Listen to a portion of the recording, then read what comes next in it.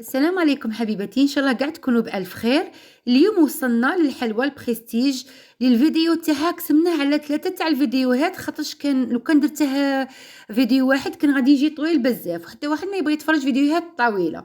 المهم فيه فيديو تاع كريمة الليمون بدون بيض بها هذه الحلوى، فيديو اللي كراميل الفراولة أو حشو الفراولة بدون فراولة اللي بدلنا بها هذه الحلوى، وتاني فيديو تاع القاعدة اللي عوضنا القاعدة تاع الصابلي اللي نحطو فوقها هاد الشوكولا بالقاعدة تاع البنيون اللي يجي بنين بزاف. شوفوا الشكل تاعه كيفاش يجي بنين. وصلنا للمرحلة اللي نبغيها ونموت عليها، اللي هاكا نقعد نعبز ونفتت وكاع، وتعجبني هاد المرحلة. شوفوا كيفاش يجي القوام تاع هاد الحلوى، يجي معلك هشيش طري، فيه طبقة مقرمشة تاني غادي ليا كلها ما يفهم فيها والو، مزيج تاع 100 و200 ذوق، والله بنين بزاف ويوالم من المناسبات تاع الافراح الاعراس وكاع.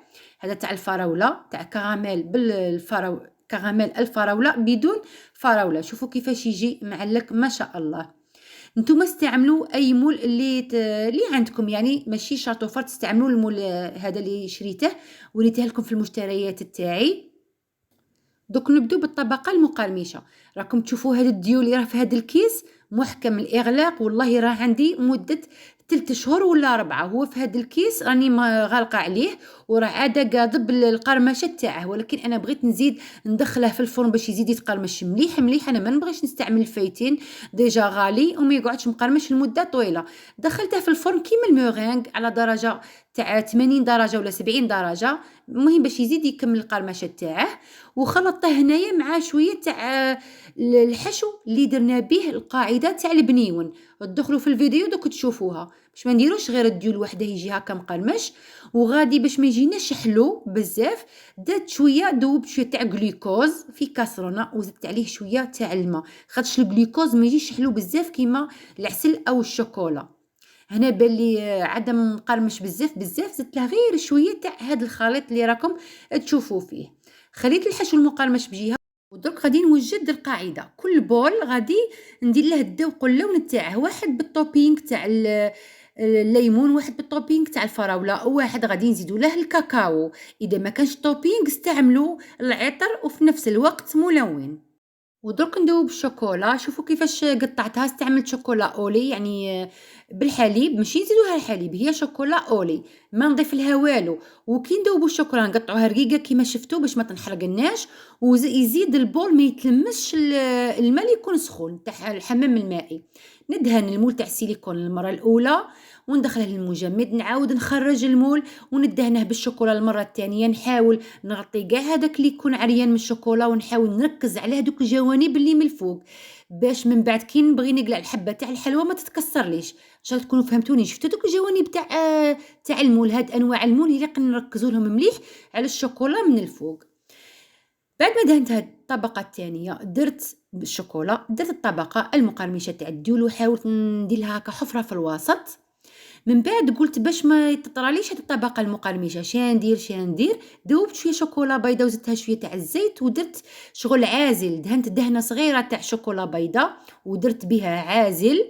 ومن بعد درت النسيل كراميل الصنع المنزلي، انا ما نشريش. ودوك نغطو هاد النسلي شغل القاعده، ندخله للمجمد عاود ونخليه واحد ربع ساعه 20 دقيقه، يليق هاد الشوكولا يليق بها بالحشو يتماسكوا مليح باش كي نجيو نقلعوها من المول ما تتكسرش. وشوفوا الطريقه اللي قلعت بها الشوكولا بلا ما تتكسر لي، شغل هكا بالسكين يكون حاد هكا وبوانتي، ونبدا نقلع في المول تاع السيليكون على الشوكولا ونقلعها بسهوله. ولو كان حتى تتكسر لكم وحده معليش، من بعد نعاود نسقموها، يعني نعاود نزيدوها شويه تاع الشوكولا، دوب شويه شوكولا بيضاء ونزيدها شويه تاع الزيت.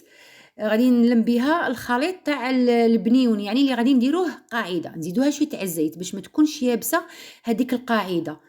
غادي نبدو دوك تاع الشوكولا، درت شويه تاع كاكاو، انا نستعمل صراحه الكاكاو نوعيه جيده. وغادي نلم هذا الخليط بالشوكولا اللي زدناها شويه تاع الزيت. ما تستعملوش الكاكاو هذاك المر، هذاك اللي يكون اللون تاعه داكن، يجي الذوق تاعه مر بزاف ويجي كي التراب ما يجيش بنين. يعني عينا ميزانه، ما نكتروش تاني عاود الشوكولا بزاف حتى تولي لنا عاود يابسه متماسكه بزاف. هذا هو القوام اللي راه عاجبني. نديره دروك هنا في بلاستيك وشغل نحلّيه كيما الصابلي، كيما عجينة الصابلي، معليش إذا جا شوية مخربش ولا شوية مشوك هذاك هو الشغم تاعه، هذا ماشي صابلي، نسرّحه هاكا شوية بالحلّال ونبدأ نقطّع فيه دوائر.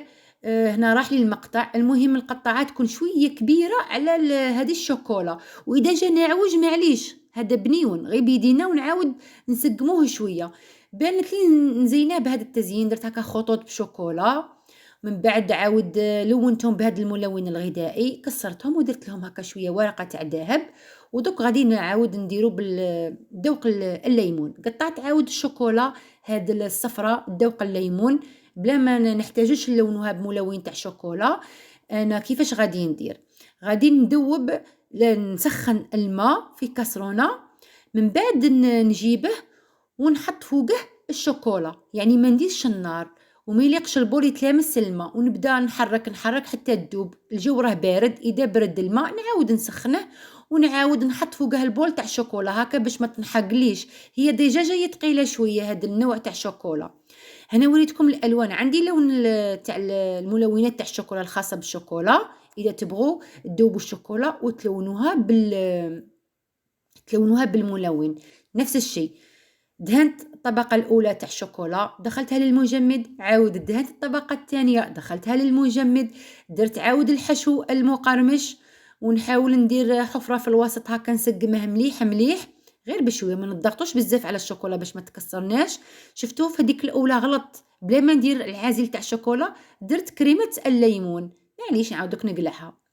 دهنت الطبقة العازلة اللي بالشوكولا البيضة خلطناها مع الزيت، قلت لكم باش هكا الطبقة المقرمشة تقعد مقرمشة لمدة طويلة. ودرك راني نعمرها بكريمة الليمون اللي بدون بيض، تجي بنينة وتجي منعشة.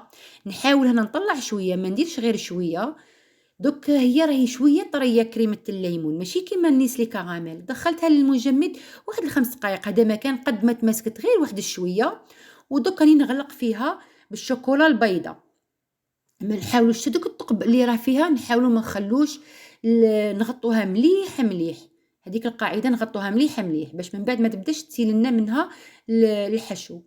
وما تنسوش هاد الملاحظة، كي نغلقوا على الحشو ندخلوا المول للمجمد واحد ربع ساعة 15 دقيقة باش يتماسك، باش كي نقلعوه من المول ما يتكسرش. بوانتي هكا سكين يكون بوانتي،